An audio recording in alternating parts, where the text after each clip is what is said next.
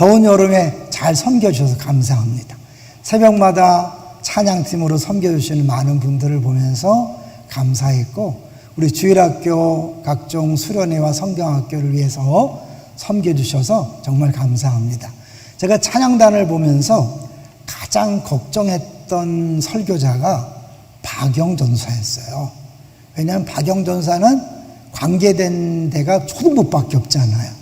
다른 교역자들은 최소 2군데씩 연관이 되어 있는데 우리 박 전사는 한 군데만 돼 있어서 어떻게 할 수 있을까 그랬는데 어느 팀보다도 멋지게 해줬어요. 특별히 저는 초등부 학부모 팀이 나오는 걸 보고 깜짝 놀랐어요. 아, 저렇게도 할 수 있구나.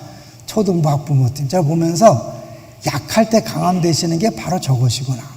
가장 약하게 보였던 초등부가 가장 아름답게 찬양팀을 꾸려서 하는 걸 보면서 하나님 일하심이 놀랍다. 감사했고요.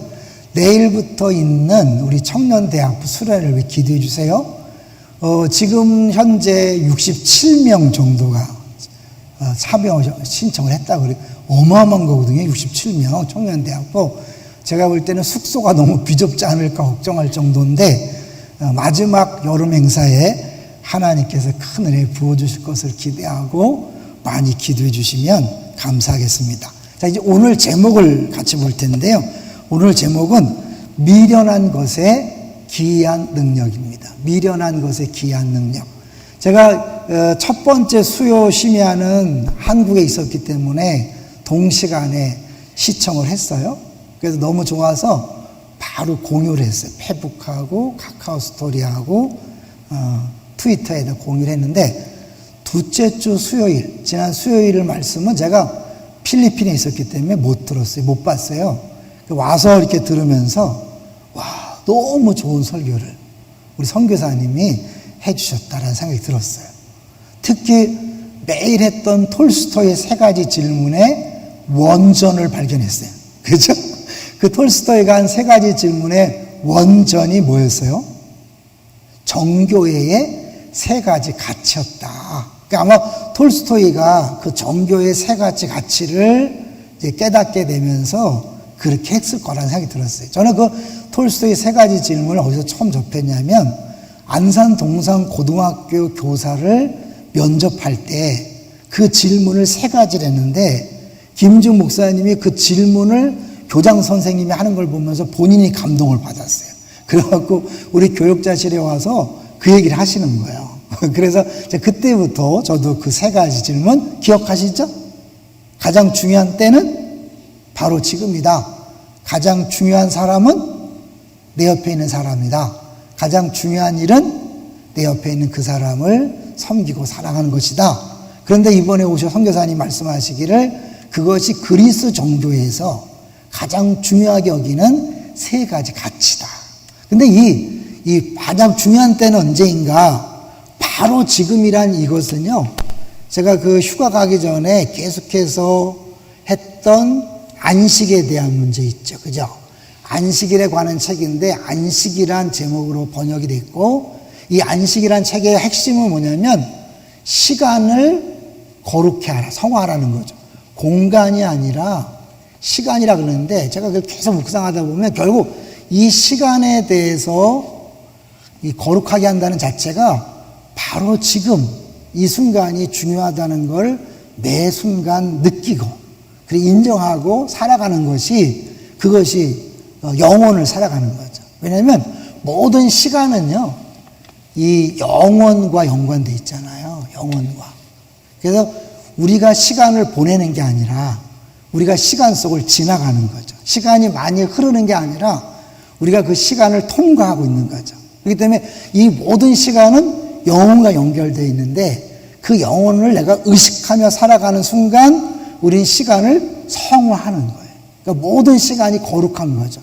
모든 시간이 귀한 거죠. 이 모든 시간 안에 하나님이 하시는 일이 뭐냐면 오늘 제목에 나왔던 기이한 일을 하나님이 하시는 거예요. 제가 마지막에 저의 부족을 고백하면서 이 설교를 마무리할 텐데요. 저는 목사지만 설교를 하면서 제가 이번에 필리핀 안 가려고 그랬어요. 여기 세간한 교회 선교센터 개소 예배를 드리는데 여러 가지가 복잡해서 안 가려고 그랬어요. 근데 갔다가 하나님이 하시는 일을 보면서 하나님의 그 계획을 내가 모르고 그냥 내 기분대로 안 가려고 했구나. 지금 이 순간에도 하나님은요, 기이한 일을 행하고 계십니까? 믿습니까? 근데 그거를 내가 못 느끼고 못 깨닫기 때문에 행복하지 않은 거죠. 왜냐하면 지금 이 시간에도 하나님이 살아 역사하시는 걸 믿습니까? 하나님 살아계시는데 시시하게 일하시는 분이 아니거든요. 기이한 일을 행하시는 분이에요. 자, 이게 그래서 오늘 우리가 고린도전서를 봤는데 먼저 볼게요. 고린도전서 1장. 이건 너무나 유명한 말씀이에요. 그죠? 이 말씀인데 이 고린도서 1장에서 바울 사도가 이사야 말씀을 인용해요. 1장 19절 보십시오. 고린도전서 1장 19절 다시 우리 집사님 읽어주세요. 기록된 바 내가 지혜 있는 자들의 지혜를 멸하고 총명한 자들의 총명을 폐하리라 하였으니. 네, 거기 기억이 돼 있죠. 기억이 돼 있고 나눠주면 이사야 29장 14절. 근데 왜 이 말씀을 하냐면 바울 사도는 고린도 교회가 싸움이 있었죠. 왜 싸웠다고 생각해요? 이들은 이 복음을 또 하나의 지혜로 생각한 거예요. 그리고 사도들도 지혜의 선생님으로 생각했기 때문에 그 지혜를 서로 자랑거리로 삼은 거죠. 그런데 이 바울 사도는 아니다. 복음은 지혜가 아니다. 세상에서 말하는 지혜가 아니다.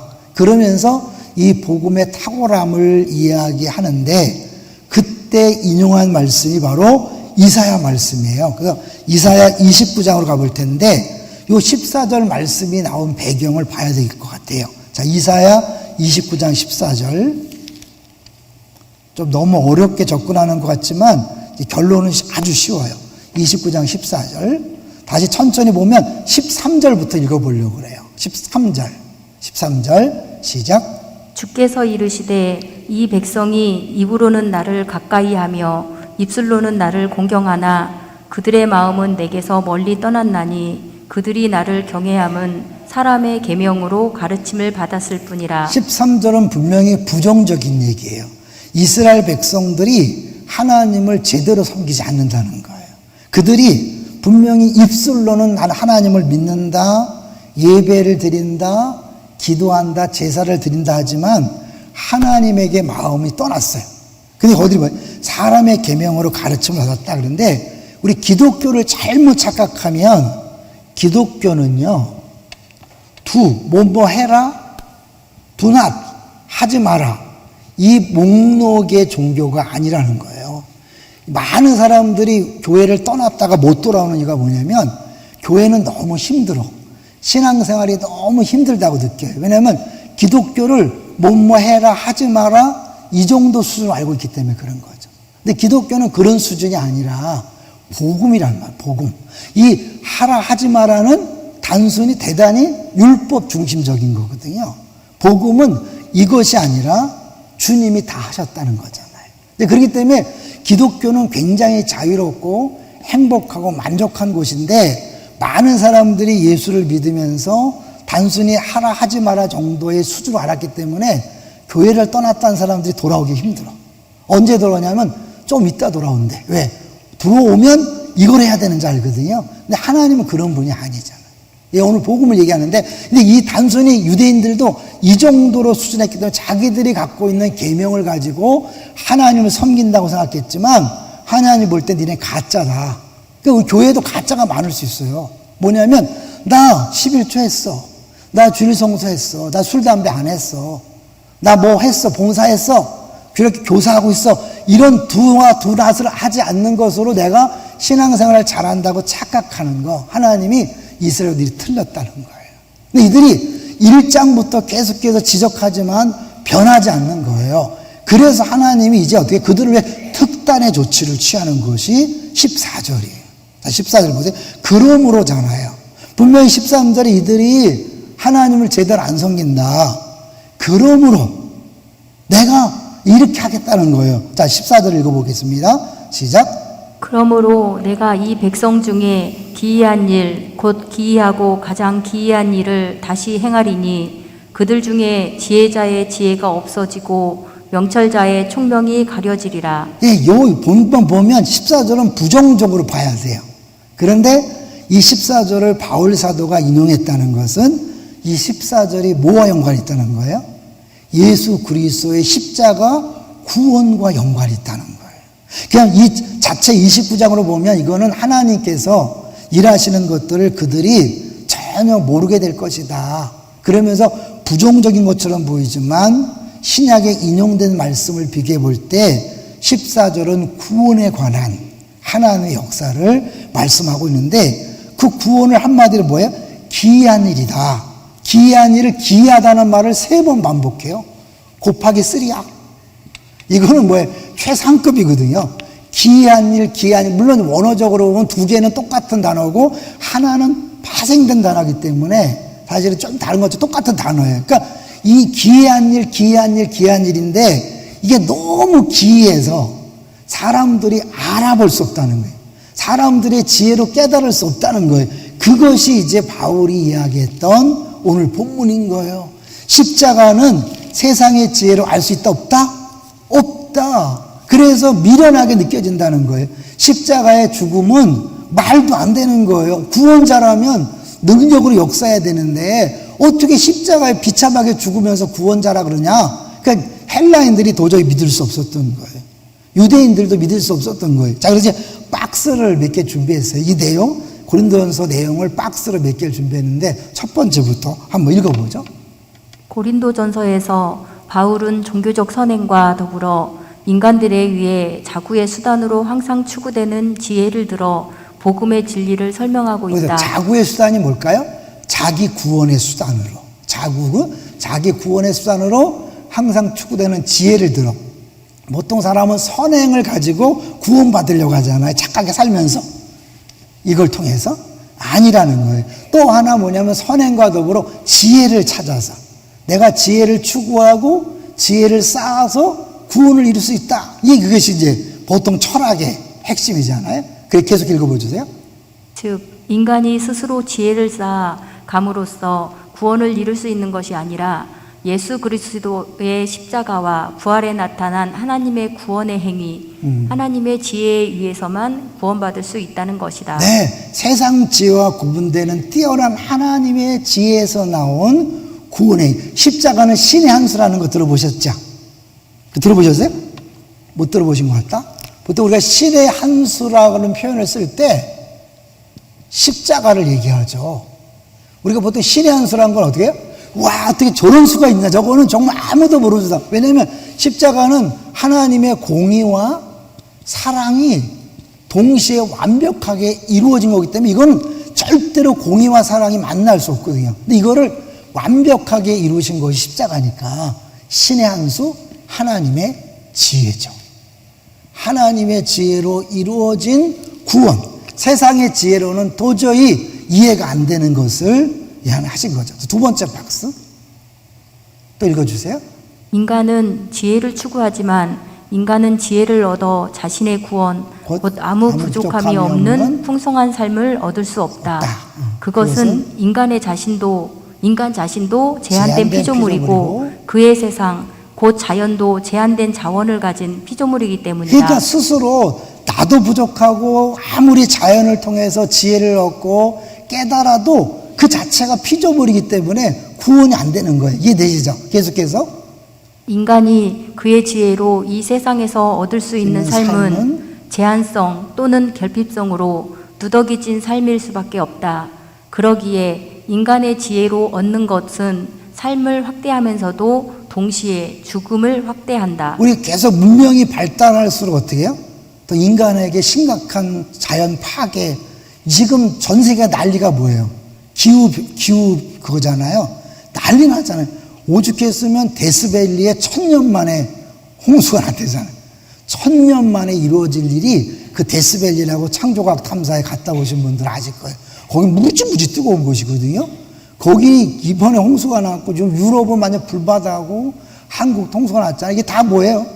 기후에 문제가 생겼잖아요. 그러니까 인류가 문명을 발달시키면서 스스로 자기들을 죽음으로 몰아넣는 거죠. 그러니까 인간이 자기 방법으로 구원이 안 된다는 거예요. 그 다음 박스. 자, 시작. 인간의 궁극적인 구원, 죽음의 이면이 없는 온전한 삶은 초월자 하나님으로부터 올 수밖에 없다. 예, 이게 중요한 거예요. 우리 안에서 스스로 구원이 불가능해요. 초월자이신 하나님이 우리를 구원해 줘야 돼. 자, 그래서 계속 초월자 하나님이 인간을 위해 구원의 행위를 하셔야만 인간의 구원이 있는 것이다. 하나님은 자기 아들 예수 그리스도를 인간을 위한 대속의 죽음을 하도록 십자가에 내어주심으로써 바로 그 구원의 행위를 하신 것이다. 이 사실이 복음 곧 기쁜 소식이다. 모든 종교와 철학 그리고 기독교를 구분짓는 게 뭐라 그랬어요? 모든 종교와 철학은 자력 구원을 얘기한다 그랬죠? 기억나시죠? 왜 기독교만 유일하게 구원이 있다고 말하냐? 왜냐하면 모든 종교와 철학은 스스로 노력해서 구원받아라 해요. 이 불교나 이슬람교나 모든 철학도 구원을 얘기해요. 근데 결국 뭐냐? 네가 열심히 노력해서 구원받아라. 그러니까 자력 구원이에요. 자력. 근데 아까 얘기했지만 이 피조물 버린 인간이 아무리 노력해야 자기 문제 해결할 수 없죠. 기독교는 뭐냐면 기독교는 이거와 다르게 타력 구원이에요. 그게 사람들이 막 여러 번 왜 기독교만 잘난 척하고 왜 독선이냐? 왜냐하면 모든 종교와 철학은 네가 스스로 노력해서 구원받으라 하기 때문에 구원이 불가능해요. 이 기독교만 초월자신 하나님이 우리를 위하여 구원 행위를 행하신 거예요. 어떻게? 자기 아들을 십자가에 못 박혀 죽게 하셔서 우리의 죄의 문제를 해결한 거예요. 계속해서 자주 말씀드렸던 내용을 정리하는 거예요. 그러니까 당연히 기독교에는 구원이 없는 거예요. 그러니까 이거를 세상 사람들이 막 이제 비판하고 종교 다원주의는 다 똑같이 하나님으로 가는 길이지 왜 기독교만 그러냐. 근데 모든 종교가 노력해봐야 죄의 문제를 해결 못하니까 결국은 구원이 없는 거죠. 이해되시죠? 자, 그 다음 박스 볼까요? 그 다음 박스 시작. 그리스도의 십자가 위에서의 죽음은 이렇게 초월자, 무한자 하나님의 우리를 위한 사랑의 행위였기에 그것은 구원의 힘을 가지고 있으며 중요한 거예요. 자기를 부인하고 십자가를 지는 게 제자도잖아요. 지금 뭐 우리 이경무도 제자도 하는데 왜 우리가 자기를 부인하고 십자가를 져야 되냐? 그것이 사랑의 행위이기 때문에 그걸 통해 구원이 흘러가는 거예요. 믿습니까? 이게 단순히 십자가가 아니라 이 십자가는 하나님의 어마어마한 사랑의 행위. 그래서 십자가에 예수님이 달리실 때 이것이 하나님께 영광이 되는 거예요. 왜? 십자가가 하나님이 누군가를 드러내는 본질의 드러남, 영광, 하나님이 누군가를 가장 잘 보여주는 십자가잖아요. 동시에 예수님이 영광을 받으신다. 내가 높이 들림을 받아서 영광을 받는다. 십자가에 달려 죽는 걸 높이 들린다 그래요. 그 비참하게 죽는 십자가 죽음이 왜 예수님께 영광일까요?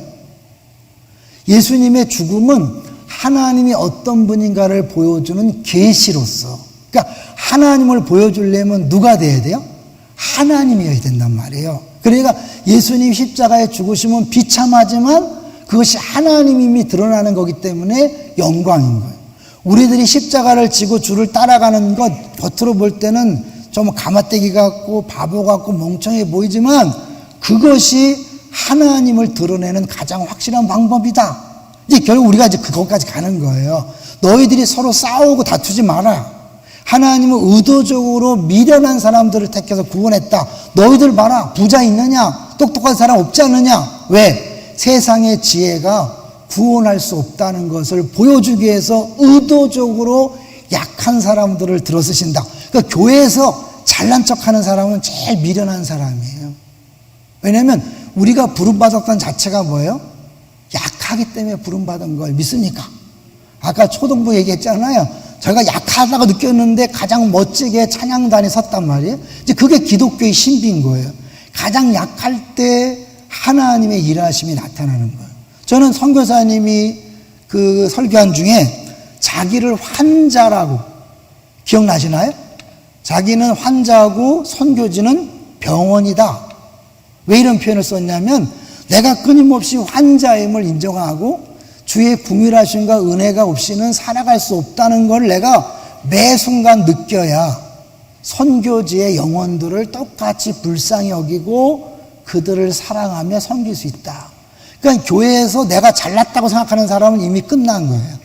내가 끊임없이 부족하기 때문에 예수 외에는 방법이 없다는 걸 날마다 순간마다 느끼는 사람만이 다른 사람을 제대로 사랑하고 섬길 수 있다. 믿습니까? 그러니까 이런 사람이 모이는 교회에서 싸움이 있을 수 있어요? 없어요? 경쟁이 있을 수 있어요? 없어요? 없죠. 갈등이, 다툼이 있을 수 없는. 왜? 다 우리는 바보들인데 약하기 때문에 부름받았는데 뭘 얼마나 잘났다고 도토리 키재기를 하냐. 가장 미련하다는 것을 바울이 이야기하는 거예요. 자, 그 다음 박스 보여줄까요? 다음 박스 시작.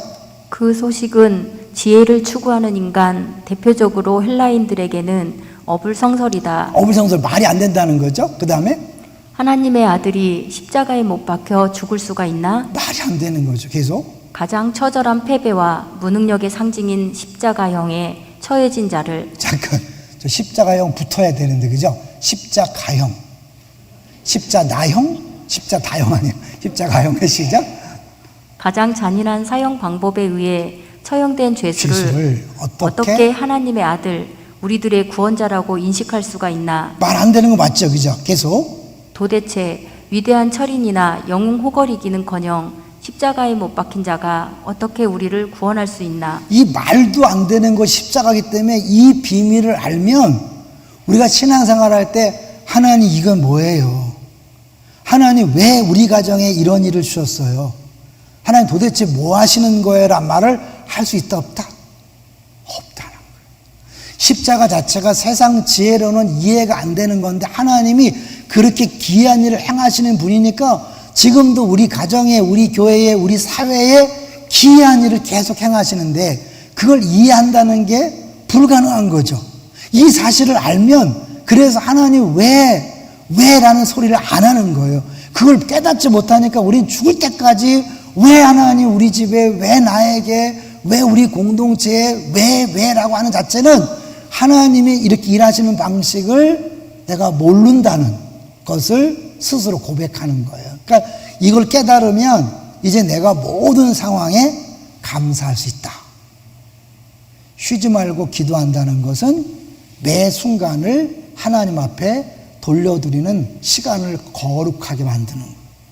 공간이 아니라 시간을 거룩하게 만드는 기도에 눈을 감잖아요. 눈을 감는다는 건 공간에서 벗어나서 이제 그 시간에 주를 만나는 거예요. 왜 쉬지 말고 기도하냐? 모든 시간이 거룩하기 때문에, 모든 시간이 영혼과 관계되어 있기 때문에. 넘어갔어요. 그 다음 볼까요? 그 다음 박스. 자, 시작.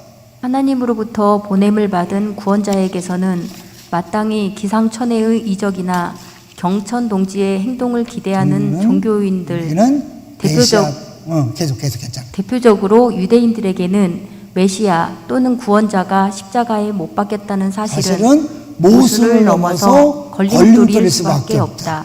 근데 그런 예수 난 믿을 수 없다. 말도 안 된다. 지금 세상 사람들이 예수를 믿지 못하는 이유는 뭐예요? 십자가가 너무 이상한 거예요. 만약 이게 이해되는 거라면 다 교회 오겠죠.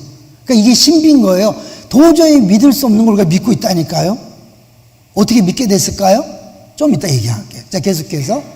당시 신명기 21장 23절에 유거하여 십자가형을 하나님의 저주의 표징으로 이해하였던, 요거는 나무에 달린 자마다 저주를 받은 자라는 그 말씀인 거예요. 그래서 계속해서 유대인들은 그리스도 메시아 곧 하나님의 구원자가 십자가에 십자가에 처형되었다고 선포하는 것은 하나님을 욕되게 하는 것으로서 걸림돌로 볼 수밖에 없었다. 그러니까 헬라인들이 믿을 수 없어. 헬라인들한테는 미련한 것이, 유대인들에게는 거리끼는 거예요. 그러니까 못 믿는 거예요. 그런데 예수를 믿는 우리에게는 그 십자가가 구원을 주는 능력.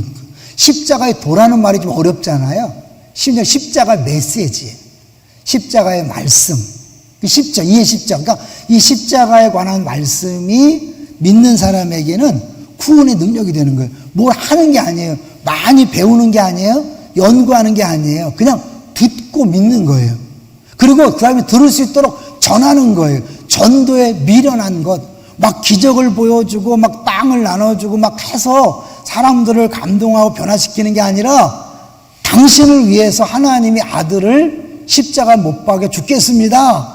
믿기만 하면 구원받습니다. 소식을 전하는 거예요. 그걸 받아들이기만 하면 구원인 거예요. 어마어마한 거죠. 그래서 전도에 미련한 것으로 우리를 구원했다. 마지막 7번째를 보시면 이제 이 바울 사도가 결국 고린도 교인들의 그 싸움의 근본적인 문제를 터치하면서 너희들이 싸우면 안 된다.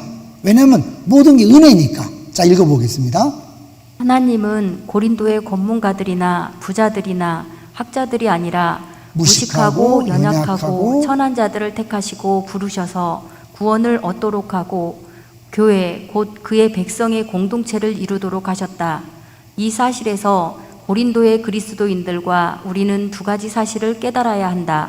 하나는 이 세상에서 높이 평가되는 지혜, 힘, 문벌 등은 인간을 구원할 수 없는 무능하고 무의미한 것들, 즉 미련하고 연약한 것들이라는 것이다.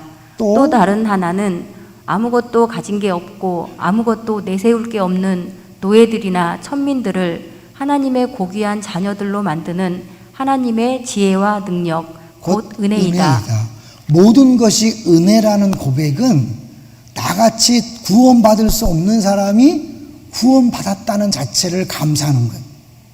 그러면 살아난 자체가 감사하니까 물에서 건져냈더니 보따리 내놓으라는 것처럼 우리가 하나님 이건 뭡니까 저건 뭡니까 라고 불평할 수 있다 없다? 이 사실을 이게 얼마나 큰 은혜인지 모르니까 하나님 왜 우리 집에 왜 우리 사업장에 우리 교회에 공동체라고 불평하는 자체가 은혜라는 걸 모르는 거예요. 은혜는 받을 자격이 없는 우리들을 위해서 하나님이 기이하고 귀한 놀라운 일. 그게 뭐예요? 자기 아들을 죽게 했단 말이에요. 근데 이게 늘 얘기하지만 말도 안 되게 뭐냐면 하나님은 사랑이시잖아요. 사랑이신 하나님이 아들을 버렸어요. 말 돼 안 돼요? 그런 게 무슨 사랑이에요? 그 하나님은 자기를 부정한 거예요. 사랑이신 자기를 부정해서 아들을 버린 거예요. 그러니까 여러분, 내가 이 나이에 그걸 어떻게 합니까? 난 여태까지 한 번도 그런 일을 안 해봤는데 내가 어떻게 합니까? 이거 자기 부정을 못 하는 거예요. 내 사전에는 그런 거 없어요. 난 그렇게 말 못해요. 그렇게 행동 못해. 이거 뭐냐면 자기를 부인 못하는 거예요. 하나님의 자기 부인, 사랑이신 하나님이 자기 아들을 버렸어요. 사랑이신 하나님이 자기를 부인했어요. 이게 십자가인 거예요. 그걸 통해서 구원받았다면 난 못해요. 절대 그렇게 난 못할 수가 없어요. 라는 소리를 할 수 있다 없다? 없다는 거죠. 이 싸움을 하는 거예요. 그러니까 신앙생활은 이 싸움을 하는 거예요. 그러니까 자기 주장하고 싶은. 그래서 그 선교사님 그런 얘기 하더만요. 이 세상은 뭐예요? 자기 증명 투쟁 시대다. 아주 멋진 표현을 썼어요. 선교사님이 선교지에서 나와서 아마 본부에 있으면서 설교를 많이 하고 다니시는 것 같아요. 그러니까 이게 언어들이 굉장히 정제되어 있고 농축되어 있어요. 이 설교는 꼭 들으셔야 돼요. 이 지난주 수요일 설교 안 드신 분들은 꼭 들으시고 주변에 꼭 듣게 하세요. 굉장히 중요한 내용을 말씀하셨으니까. 그래서 그 자기 입증을 위하여 자기 존재 증명을 위해서 그냥 투쟁적으로 살아가는데 기독교는 뭐예요? 자기를 부정하는 거예요. 근데 언제 부정할 수 있을까요? 내가 어떠한 존재인가를 할 때. 해가 뜨고 달이 뜰 때마다 뭘 생각하다? 이 해는 너를 위해 만들었어. 이 달은 갑자기 울컥한 너를 위해 만들었어. 저는 생수해강 다녀와서 제가 얘기했잖아요. 태양을 보면서 하나님이 태양 컨셉으로 사랑을 표현하는 거예요. 낙엽이 굴러가면 낙엽 컨셉으로 사랑을 표현하는구나 이렇게 생각했는데 그다음에 뭐예요? 태양 뜰 때마다 너를 위해, 별들을 볼 때마다 너를 위해 만들었어. 나를 그렇게 귀하게 여기시는 이는 내 사랑하는 아들 내 기뻐한 자라고 하는 가장 중요한 존재가 나를 증명하고 이 사랑한다고 하기 때문에 다른 것으로 뭐 시계나 자동차나 평수나 등수로 그거를 증명할 필요가 없이 다 내어줄 수 있고 자기를 포기할 수 있는 거예요. 그 자기 포기가 죽음이잖아요. 그 죽음이 사랑이 되어서 그 죽음을 접한 사람이 구원을 받는 거예요. 예수님이 죽으심으로 이미 이루어진 구원을 바울이 날마다 자기가 죽는다 그랬잖아요. 그 죽음은 예수 그리스도의 십자가의 죽음이라 그랬죠. 그 죽음의 현장에 있는 사람이 구원을 받는 거예요. 그러니까 하나님은 지금 모든 인류를 구원하기 위해서 우리가 알게 모르게 계속해서 일하시는데 기이한 일을 하시는 거예요. 이해가 안 되는 방식으로 하기 때문에 우리는 몰라요. 그러니까 이걸 아는 사람은 매 순간을 소중히 여기셔야 돼요. 이 뜨거운 여름에 새벽에 설교를 들으시고 찬양하고 성경학교 수련회에 참여하고 은혜 받을 기회를 놓치지 않고 오신 분들 잘하신 거예요. 왜냐하면 하나님은 언제 어떻게 일하실지 모르니까 그래요. 제가 이제 제 얘기를 할 텐데요. 이사야 왜 안 하냐 그것 때문에 또 막 성질 내실 분이 있을까봐 그것도 한번 볼게요. 여기 보면 20절을 보시면 바울이 어떻게 인용하냐면 고린도서 1장 20절 한번 읽고 이사야 읽을 거예요. 자, 1장 20절 시작. 지혜 있는 자가 어디 있느냐? 선비가 어디 있느냐? 이 세대에 변론가가 어디 있느냐? 하나님께서 이 세상의 지혜를 미련하게 하신 것이 아니냐? 어디 있느냐 다 아무것도 아님을 보여주고, 왜? 사람들이 그걸 의지할까봐. 그걸 의지함으로 진짜 구원자를 의지하지 않으니까 의지하는 것들을 다 박살내는 거예요. 여기서 무서워지게 돼요. 두려워하셔야 돼요. 모든 것을 합력하여 선을 이루신다는 게 뭐냐면, 내가 예수 그리스도에 의지하는 것들을 하나님이 계속 말씀을 통해 너 의지하면 안 된다, 우상되면 안 된다 계속 경고하다가 끝까지 붙들고 있으면 하나님이 강제로 그걸 끊어버리는 거예요. 그래서 두렵고 떨림으로 구원을 받으셔야 해요. 내가 하나님께서 나의 구원을 이루셨고 다른 사람의 구원을 위해, 빌립보서 말이죠, 다른 사람의 구원을 위해 마음에 소원을 두고 행하시는데 내가 그걸 순종하지 않고 아까워서 안 돼요, 나 뭐 포기 못해요, 하나님이 강제로 그것들을 끊어버릴 수 있다는 거예요. 두렵고 떨림으로 하셔요. 그것이 건강일 수 있고 재산일 수 있고 자녀일 수 있고 직장과 사업장일 수 있는 거. 어디 있느냐 하나님이 의지하던 모든 것들을 다 깨트려 버렸다는 거예요. 자, 이게 이사야 말씀을 어떤 말씀을 인용했는가 이제 또 볼게요. 아까 했던 것처럼 이사야 33장 18절에 이렇게 하나님 말씀을 제대로 알면 우리 인생이 풀리는 거예요. 33장 18절 이제 어떤 말씀을 인용했느냐 읽어보겠습니다. 시작. 내 마음은 두려워하던 것을 생각해내리라. 계산하던 자가 어디 있느냐? 공세를 계량하던 자가 어디 있느냐?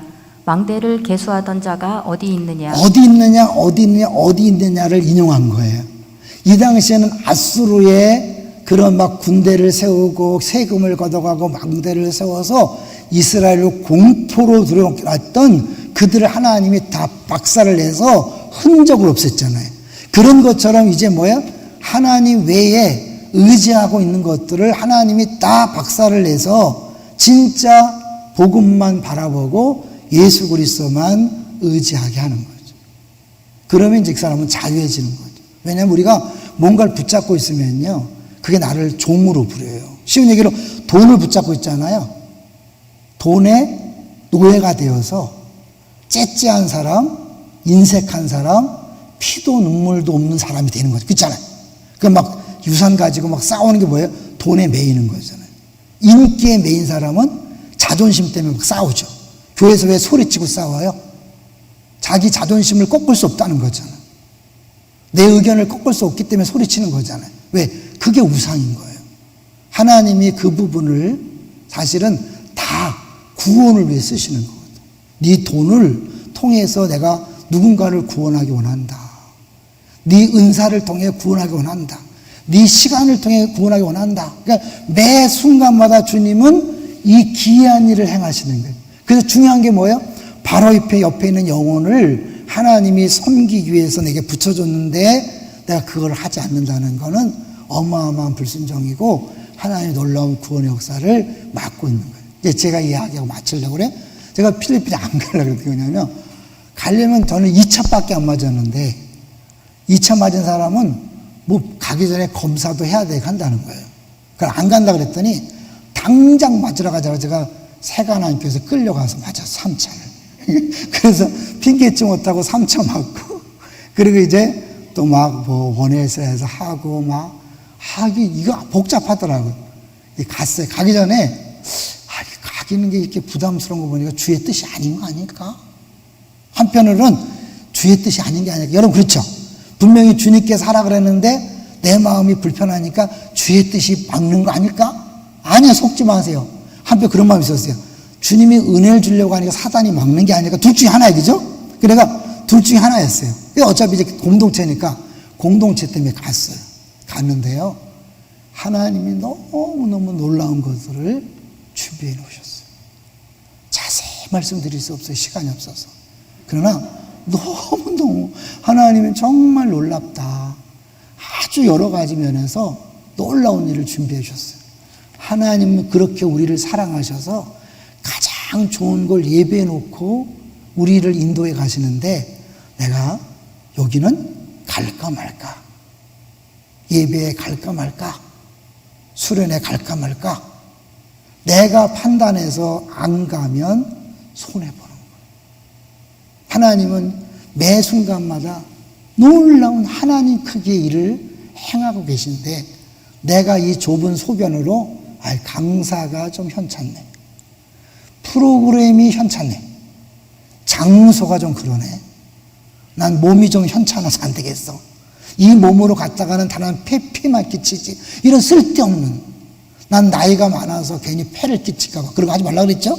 이런 수없이 많은 방해 요소에 넘어가서 우리가 은혜의 자리를 놓쳤을 때 사실은 하나님의 일하시는 그 기이한 일을 경험 못하는 거죠. 근데 그거는 우리의 기대를 할 수 없는 미련해 보이는, 보잘것없어 보이는, 약해 보이는, 전혀 은혜가 안 될 것 같고 하나님의 기적이 나타날 것 같지 않은 그런 방법을 통해, 사람을 통해, 수단과 통로를 통해 일하실 수 있다. 할렐루야. 그러니까 제가 환자란 표현에 동의했어요. 담임 목사가 그렇게 성도들한 공동체를 강조하고 순종을 강조하면서 안 가려고 했다는 자체가 너무 부끄러웠어요. 하나님 그렇게 좋은 걸 예배해 놓으셨는데. 그렇잖아요. 저거 목사는 뭐예요? 공동체니 같이 좀 움직이시고 동참하세요 라고 그렇게 설교했잖아요. 내가 안 가려고 그랬으니까 용서해 주세요. 그래서 하나님이 강권적으로 저를 끌고 가셔서 깨닫게 하셔서 제가 이제 이 설교를 준비했는데 마침 선교사님의 설교가 그런 내용이라서 은혜 받고 같이 나누게 되었습니다. 그럼 앞으로도 이 좁은 머리로 판단하지 마세요. 내 좁은 머리로 계산해서 여기 가면 은혜 받고 저기 가면 은혜 못 받고 이 강사가 설교하면 안 될 것 같고 저 강사가 설교하니까 은혜가 될 것 같고 다 미련한 거예요. 우리는 온전히 주님께서 주시는 것은 다 좋은 것이다. 할렐루야. 왜요? 우리를 사랑하시기 때문에 나쁜 걸 주지 않아요. 내게 주어진 모든 것들을 다 좋다고 느끼는 거예요. 제가 이번에 좀 깨달았어요. 내가 이제 모든 찬양, 모든 예배, 모든 기도, 나에게 은혜가 안 돼도 이 자리에 있는 누군가를 구원하기 위하여 저 찬양이 필요할 것이고 저 기도가 필요한 것이고 저 설교가 필요한 것이다. 우리는 모르잖아요. 하나 마지막으로 미국의 총기 난사 사건이 있었어요. 그때 어린 소녀가 이 범인이 너 예수 믿냐? I believe God. 안 믿는다 그러면 살려주려고 그러는데 당당하게 나 믿는다 그랬어요. 완전히 총알에 난자를 당했어요. 근데 그 살아남은 아이가 그걸 이야기해 준 거예요. 걔는 죽으면서 끝까지 예수를 믿는다 그랬다. 그 얘기를 들은 전국에, 미국 전국에 있는 청소년들이 I believe in God. 오히려 그들이 나서서 복음을 전하는 그런 역사가 나타난 거죠. 그 한 사람의 죽음이, 그까지 신앙을 고백한 죽음이 미국을 깨웠다는 그런 실화가 있었어요. 그러니까 우리는 모르는 거예요. 우리는 하나님 왜 죽게 내버려뒀습니까? 왜 홍수가 나도록, 왜 이렇게 코로나19에 걸리도록 하나님 허락했습니까? 왜 암 자꾸 재발하고, 왜 불치병에 걸려서 고생하게 합니까? 우리는 몰라요. 하나님은 지금도 그걸 통해서 일하고 있습니다. 할렐루야. 우리가 모르는 기이한 일이, 상상할 수 없고 해석이 안 되는 놀라운 일을 지금도 행하고 계십니다. 감사함을 받으세요. 기뻐하세요. 쉬지 말고 기도하세요. 그리고 우리에게 주어진 행복을 마음껏 누리시고 그 풍성함을 마음껏 누리시기를 주의 이름으로 축원합니다.